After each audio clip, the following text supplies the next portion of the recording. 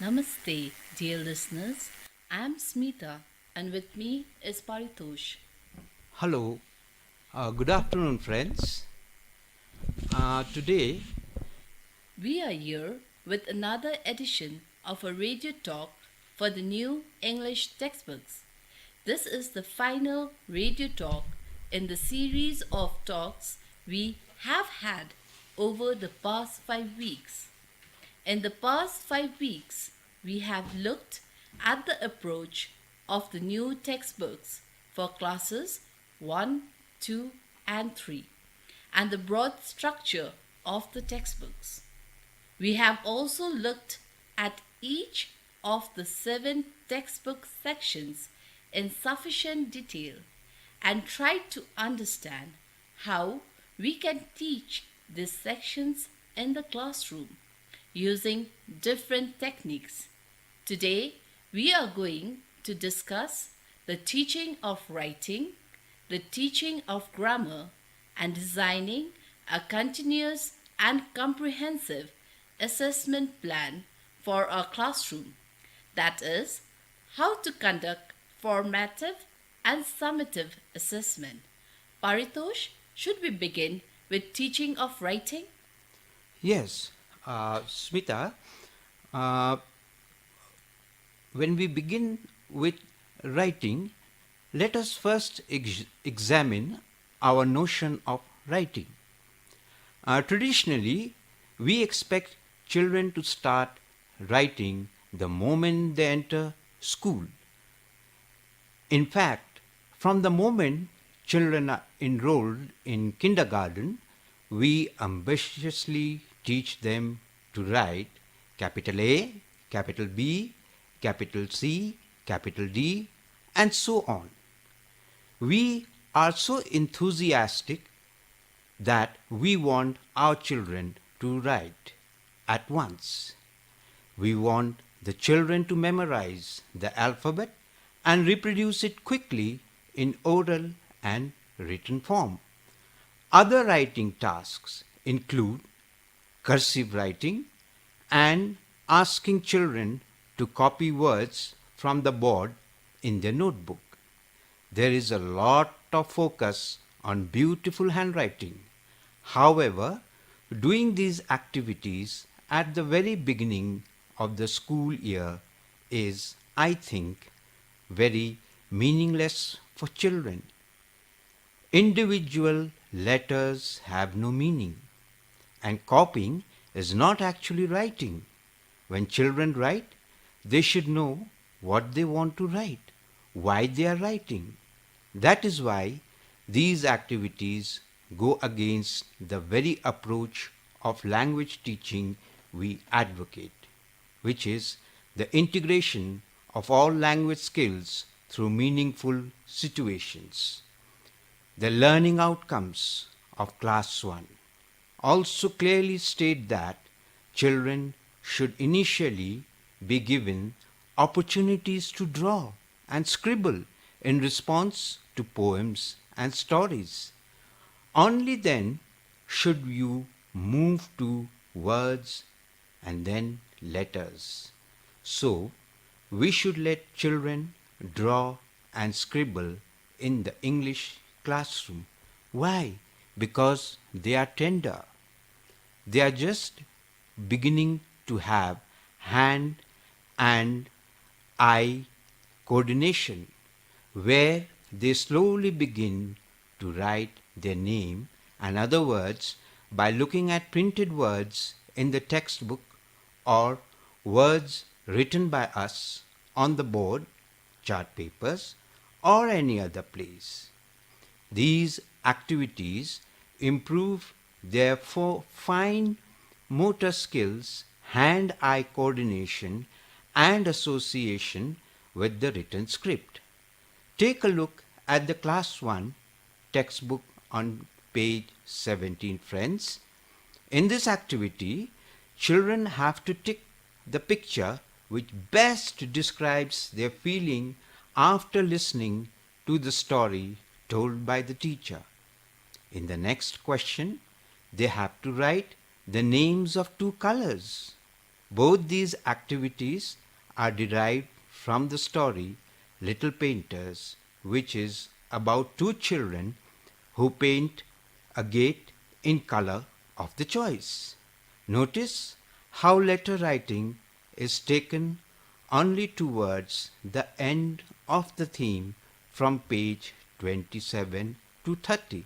That is, we are grading their writing step by step, they are moving up. This means that children should first recognize words and then the individual letters within those words. To help children recognize words, we have to do a lot of reading. That is why we should point at words while reading them from the textbook or the board. That is also why we should write down words and sentences on the board whenever we talk to children and point them out for reading. This will help children connect reading and writing where Yes, they don't see them as separate process. yes, you are right, Paritosh. In class 2, the writing task is upgraded. Children are expected to write large chunks of language like phrases or short sentences. Dear teacher, please note, even here, children don't have to write perfect English. I repeat, children don't have to write perfect English. They can use bits of English. Like if you ask them questions, what did you have for dinner? You can expect answers like bhat, dal, or rice and masu. Do not correct your children here. The child have perfectly communicated with you. They will also need a lot of help from us in writing. The new textbooks have ample tasks which meets this learning outcome. For example, in the theme My Family and Friends, page 26, in the Let's Talk section, I repeat, in the theme My Family and Friends, page 26, in the Let's Talk section, the children have to draw various fruits they like in the outline of a tree and write their names too. Teacher, before asking children to write names of the fruit they like, we need to have a small discussion about different fruits like कुन चाहिँ fruit चाहिँ खानु मन पर्छ, and they'll come with answers like aap, suntala, ambak, accept all the answers and write down the names of these fruits in English on the board. We can also use flashcards.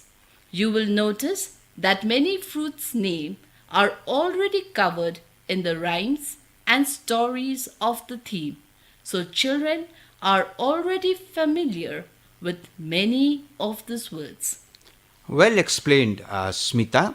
Yes, when we move further to class 3, we expect children to take dictation, write longer and more complex sentences compared to the earlier years because now writing is taking some definite form.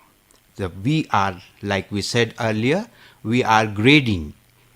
The children are progressing in their writing.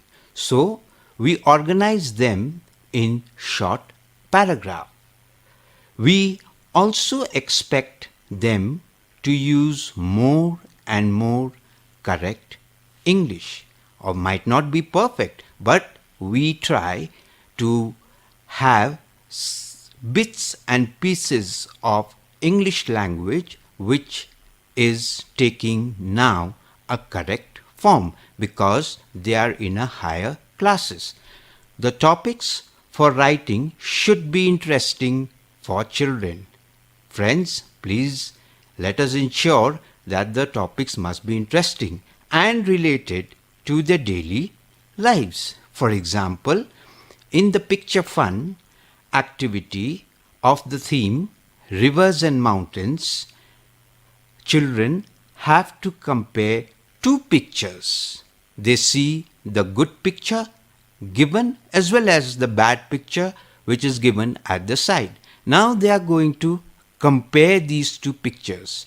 They are now going to analyze the good and the bad of the picture. Children have to compare these two pictures and write their observation alongside. And on the same theme, that is rivers and mountains, the children, they come to the schools and they are now going to see whether their school is neat and clean. Some littering, मैला पेपरहरू छ भने उनीहरूले आफै टिपेर डस्टबिनमा पनि हाल्नु सक्छ होला. उनीहरूले डेस्क बेन्चीहरू मिलाउँछ होला. So this is what the activity is. The activity is not confined entirely to the textbook. They are going to learn from the textbook and use it in their daily observation. And they are going to keep their classrooms clean and their surroundings also clean. What do you say, Simita? I think that is a good idea. Now, let's discuss about writing, about grammar. As English teacher, we often find that children memorize the rules of grammar but are not able to construct grammatically correct sentences while using English. This is a huge problem and shows that we need to rethink our approach of teaching grammar. Our current approach of teaching grammar is quite traditional. We pick a grammar point, for example, noun, teach the definition of nouns with some examples, and ask children to memorize all of it. But despite making all this effort to teach grammar, we find that children are unable to use English fluently. Have you noticed when we show them a new sentence and ask them to pick out the nouns, they are unable to do so despite knowing the correct definition of noun. This raises a big question mark on the way we teach grammar and calls for a different approach to grammar teaching. Correct, Smita. Grammar is to be used in different contexts and situations, like the pictures, stories, and poems given in the textbooks. Teaching grammar in this way is also known as communicative grammar teaching, where definitions of grammar points are not given separately. Smita? Yes, that's true. Dear teachers, please make sure that grammar is not taught in isolation but in context. I repeat, dear teachers, please make sure that grammar is not taught in isolation but in context. Children identify the use of different grammar items and discover their own rules with our help. The new textbook teach grammar in context, not separately or in isolation. This change is not just present in our textbook. Now, we will have to change the way we teach grammar inside the classroom too. I would suggest here that we as teachers must be clear with the grammar items we are teaching, but need not give the separate definition or introduce the terminology of grammar items to our students. This is especially important in the initial years of schooling, where the focus is building fluency in English. Let us take the example of a summary writing task given on page 130 of the Class 3 textbook under the theme Rivers and Mountains. I repeat, let us take the example a summary writing task given on page 130 of Class 3 textbook under the theme Rivers and Mountains. In this activity, children have to use simple past of the words given in the bracket to fill in the given blanks. This will give a summary of the story.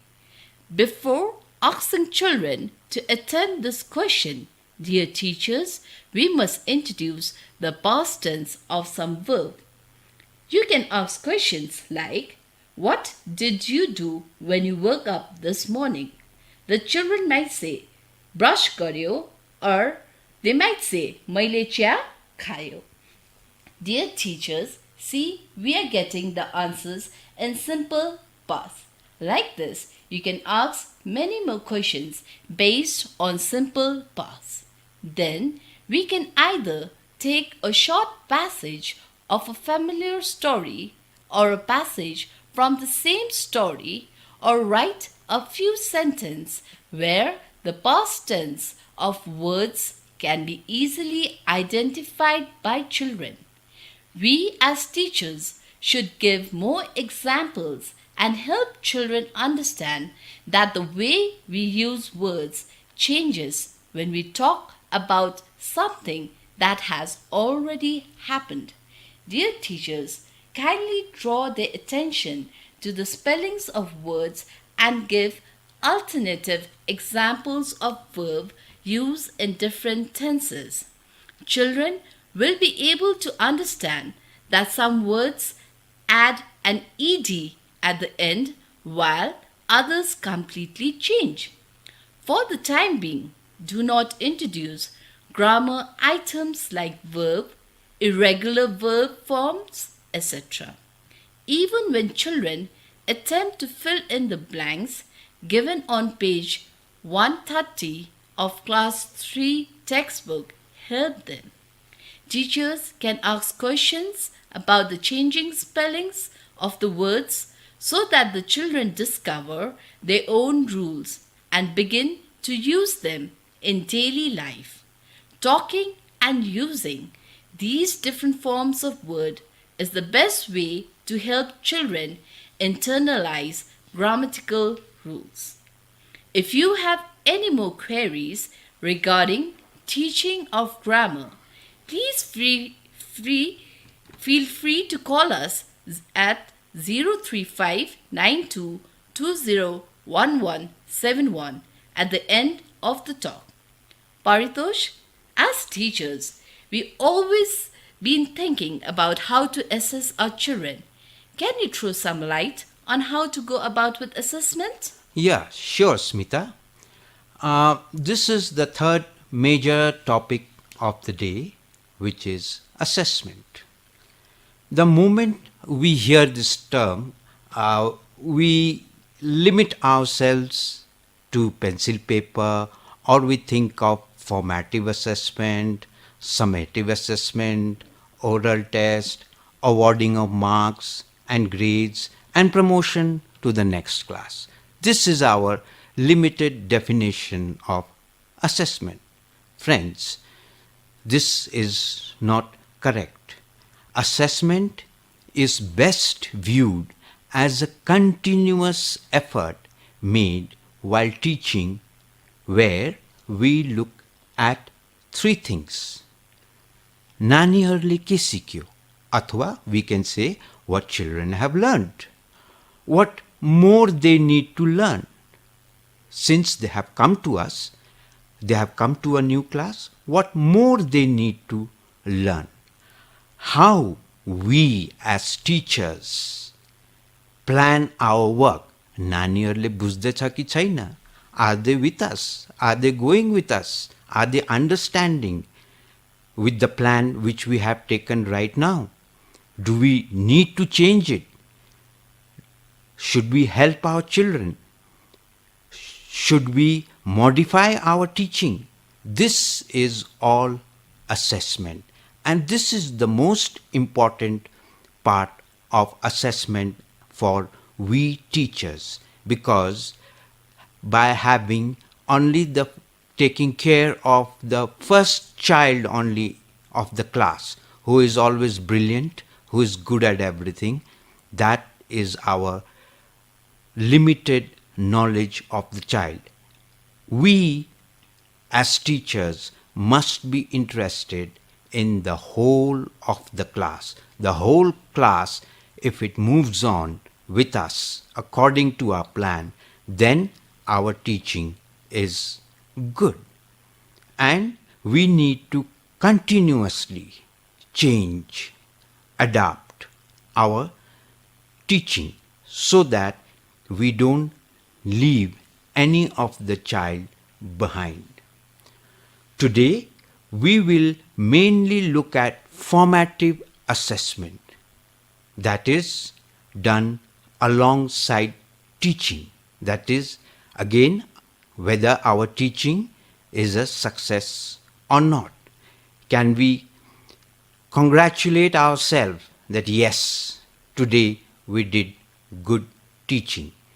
The question we will try to answer is whether we can assess children without taking their paper pencil test.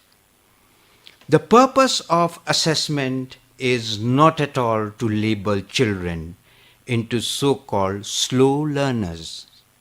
My dear friends, कोही पनि हाम्रो slow learners हुँदैन, कोही पनि fast learner हुँदैन, कोही intelligent children हुँदैन, या त कोही पनि नानी डम हुँदैन.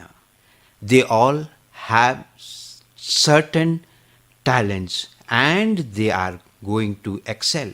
Let us not label in our class which according to intelligent child or a dull child. Even in the absence of children, these words are very hurting. The purpose of assessment is to understand how much children have learned so that a further plan of action is made. कोही नानीहरूले सायद हामीसँग आएन होला, बुझेन होला. So no harm in changing our strategy. We always change. We always adapt. We have changed now. Classes, schools might be closed, but we are making an effort. This is also a part of teaching. Sometimes very good lesson plans also fall flat on the face, and we realize that our teaching has not been very effective. We think assessment helps us keep ourselves and our children on track as we move towards the desired learning outcomes. Learning outcomes is the most important thing which we must cater to. कि हाम्रो नानीहरू बुझ्दैछ learning outcomes को keeping the learning outcomes in mind. Also, the process and purpose of assessment should shift from only assigning grades, awarding marks. That is not the ultimate aim of assessment. To also including constructive feedback and to assist improvements. Any language assessment should give students an opportunity to demonstrate what they know and can do with a language. Friends, nobody comes to our class with a blank mind. They do have something and approach and come to classes. Teachers should use a variety of assessment tools and techniques to determine where students are. कहाँनिर छ उहाँहरू चाहिँ, to set goals for instructions. What should I teach? To monitor students' language growth and development. बोलदेचा नानियर, are they communicating? Doesn't matter if they are communicating like Smita said in their home language. That is not the point. But are they talking? Are they communicating? Are they friendly? And to give feedback to students. We have to, so that they can monitor their own development. Let us look at one assessment tool in a little more detail, and that is observation. Observation is an important tool, especially in the early years when children don't use a lot of English. We have to look at our children, not silent observer, but observation with a point. What they are doing, are they participating? Are they listening to your instructions? Are they talking to their friends? Or are they crying? Or are they missing their home? Are they involved in your teaching? How do we know if children are learning English? We can simply observe their responses. Smita? That's so true. I think, Paritosh, when children recite a rhyme, we as teachers need to observe if all the children are participating.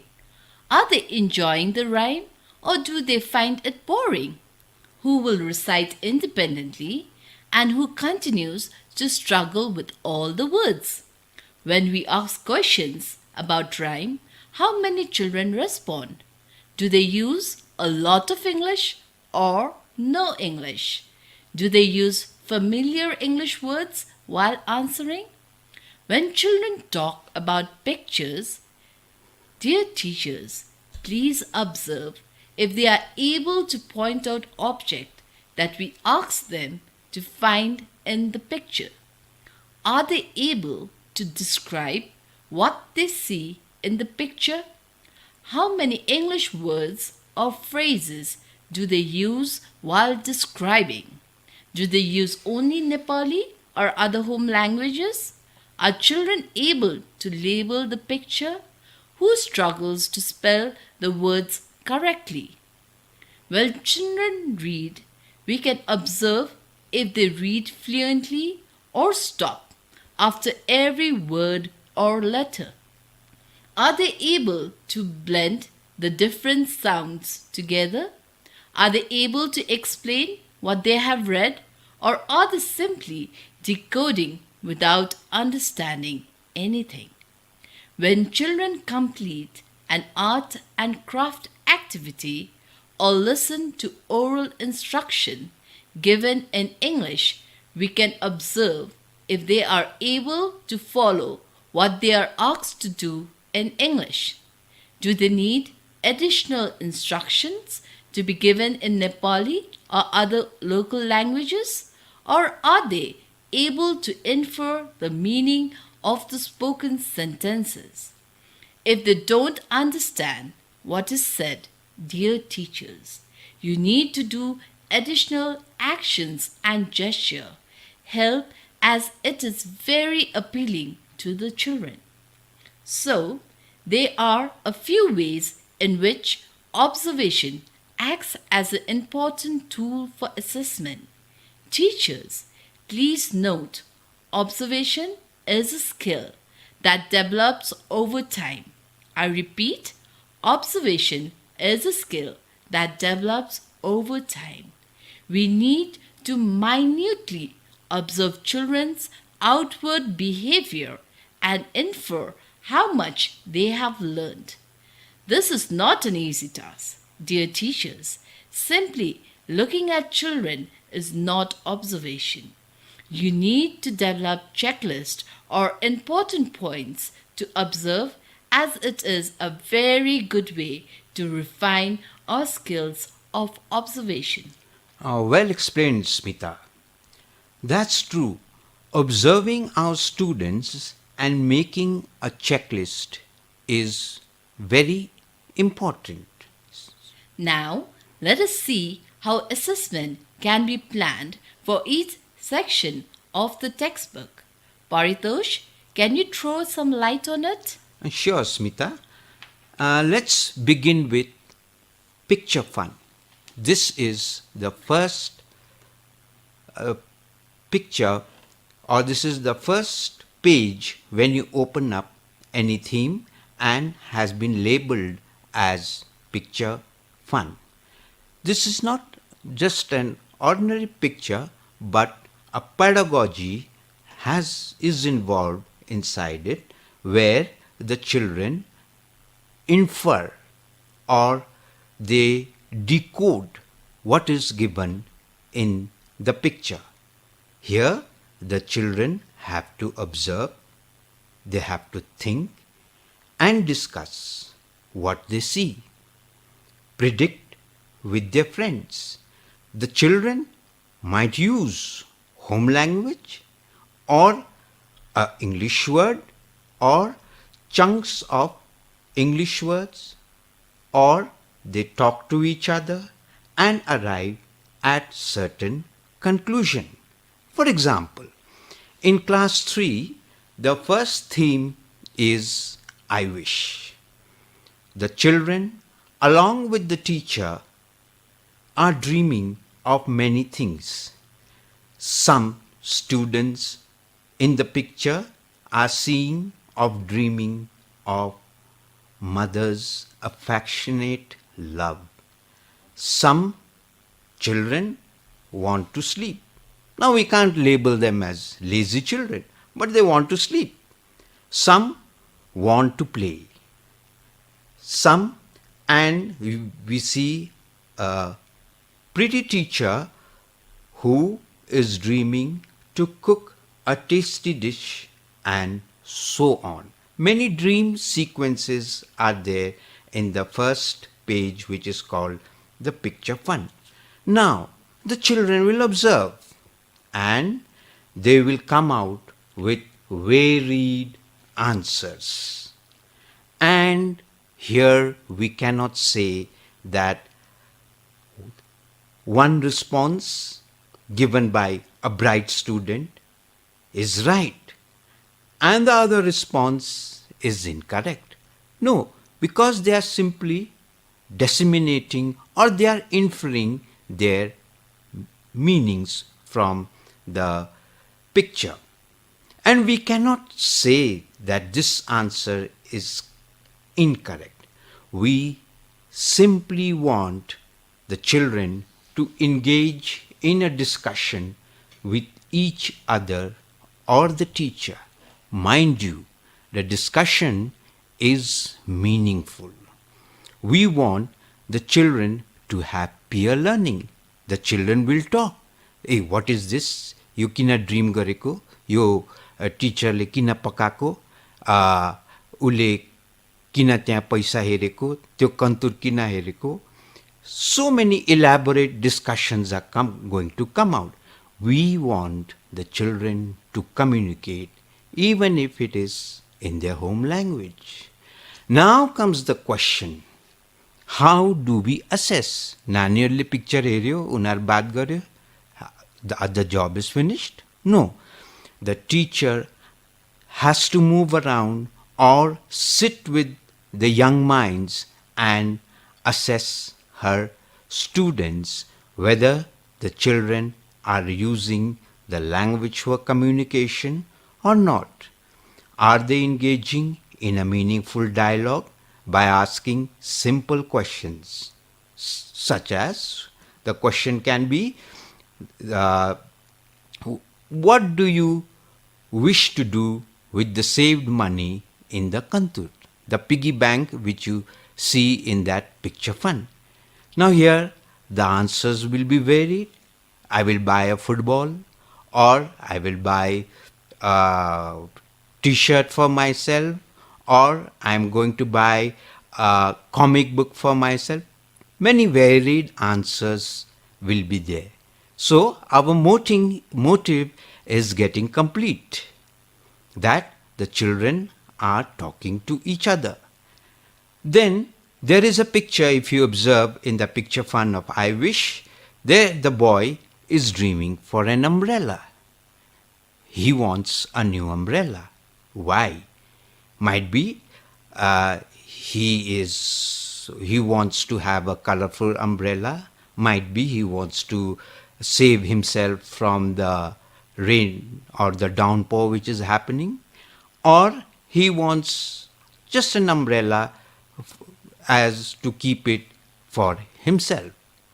Then there is a boy who dreams of a mango fruit.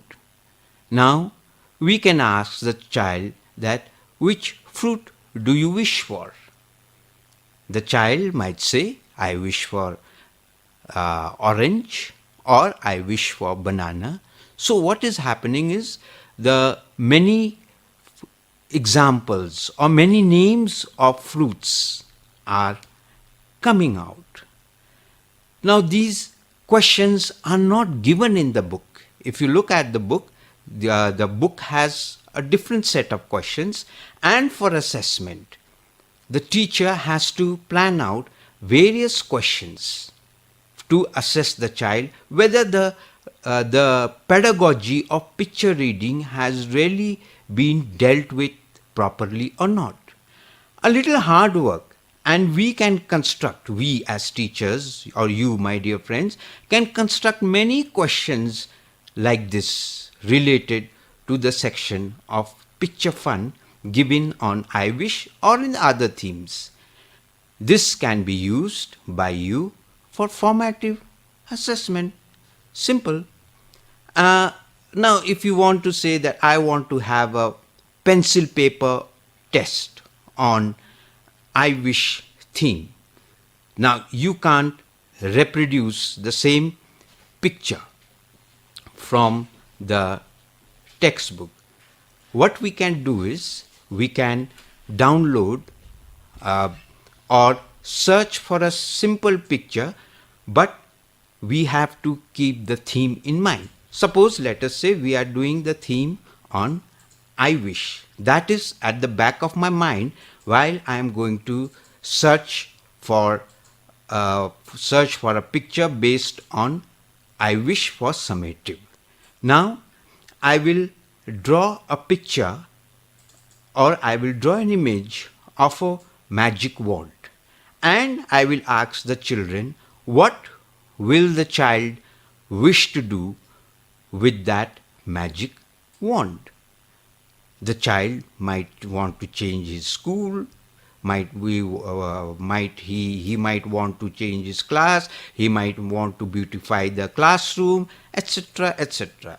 So these are the varied questions which we can put, and this type of varied answers are going to come. Similarly, I can ask a question for summative based on the picture, that which yummy food she likes to wish for. And the third question I might put in the picture reading is that which game does the student or the interpreter of the picture fun would like to have. Many more such questions can be asked for summative evaluation. However, the theme which we are teaching, that picture, a different picture, can be put for the student, and the theme must be clear in our mind, and it must be for continuous formative assessment must be done of the picture regarding in the class. But friends, let us be careful. If we have not taught the picture fun diligently or in a serious manner, and suddenly if we give another picture for summative assessment without doing the picture reading in the class, or skipping the whole of the picture reading in the class, then we might not get the desired result. Smita. That's so true. Now let's talk about story time. Children, get to listen to the story read by the teacher. They also engage with picture and text. Children love listening to stories. Their imagination runs wild. They associate pictures with words, and it has been observed that children love listening to stories told by adults and especially by their teachers. The teacher reads the story aloud, and the children follow their teacher along with the beautiful illustration of the book. Here, dear teachers, you are all should not have much problem in assessment. The teacher can ask lots of questions related to the text for formative as well as summative. In the theme Rivers and Mountains, for formative as well as summative, questions can be: who is more confident of winning the race at the beginning of the story? What will you do if a snake enters your house? Why do you think Rangit was angry with the bird? The formative question can be asked during the progression of the lesson to see whether the students are with you or not and ensure their maximum participation. Similarly, your own understanding questions along with the text exercise can be also become pencil paper tests. Now, Paritosh, can you help our dear teachers on how to go about with I Can Read section? Sure, Smita. I Can Read is a section containing short stories with a lot of, as you have said, with a lot of beautiful pictures and very small sentences for children to read with the help of teachers. Now let us remember this section itself makes it clear that the children read. Our children read with minimal interference of the teacher. The teacher interferes, but not in a large way of narrating the whole of the story. Wherever the children have difficulty, the teacher comes in and tries to help the student with what one or two explanations here and there. However, for assessment, same steps for assessment can be followed as given for the story time. Smita? Now, let me talk about rhyme time. Rhymes help to break the monotony of the regular class. They help children enjoy the sound of English, their own language, thoughts, and rhythm by using lots of action and expression. After rhyme time, we come to recite and enjoy a poem for children to listen and recite. They pick up vocabulary in a fun way. A poem in a vernacular language is also used for enriching the language classroom. Dear teachers, the poetry section deals with various sounds associated with English language and knowing about rhyme and rhythm. The children, along with their teacher, enjoy the section of rhyme time and recite and rejoice by singing and dancing with their teacher.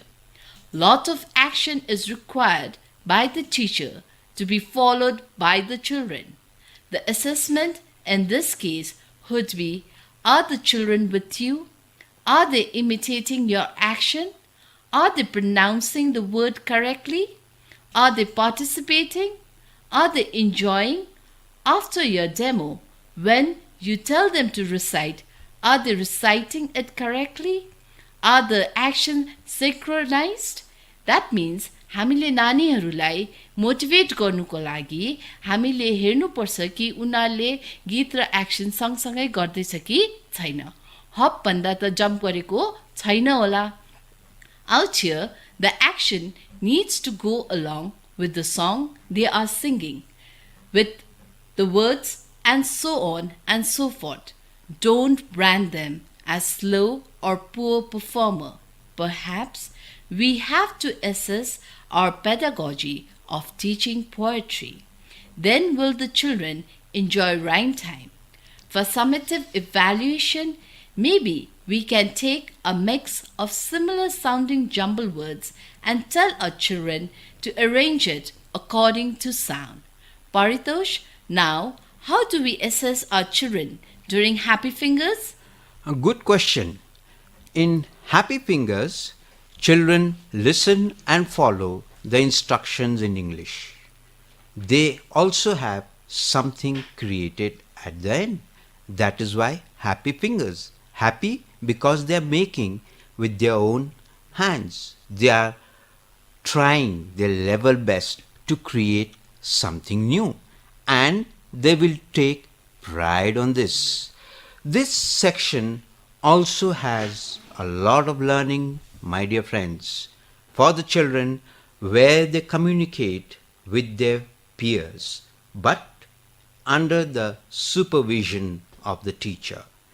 The children are not passing their time, rather are communicating, meaningfully communicating with each other in home language or bits and pieces of English. Languages are all about communication. The assessment would be the teacher has to divide the class into groups of maybe four and observe the children, not competing, because competing is a bad word, but as teams are accomplishing the task in a smooth manner. The teacher must ensure everybody's participation and provide help from the background. No child has to be left behind or aloof. For assessment, the teacher can ask each team, what was the task about? What all did you use? What did you learn? Who helped? Did not help? And many more such questions. Smita? Now, let me throw some light on Let's Explore.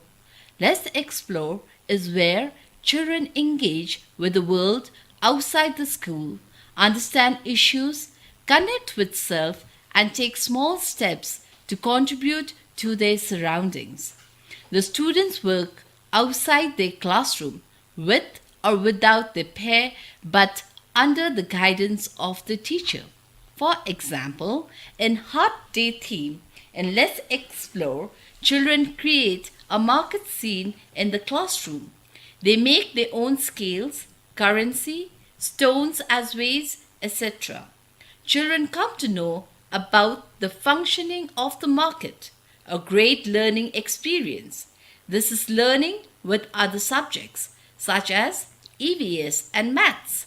Assessment can easily be done by asking what is a scale. Simple maths like if 1 kg potato costs 20 rupees, what will be the cost of half kg potato? Do you go for shopping? What all do you buy for your family? And so on. And with that, we come to the end. Thank you so much for listening to us for 5 weeks. So, with this, we come to the end of today's radio talk on assessment, on grammar, and on writing. Hope you enjoyed the show. Thank you all, and a very good afternoon to you all. Thank you. Thank you, dear listeners.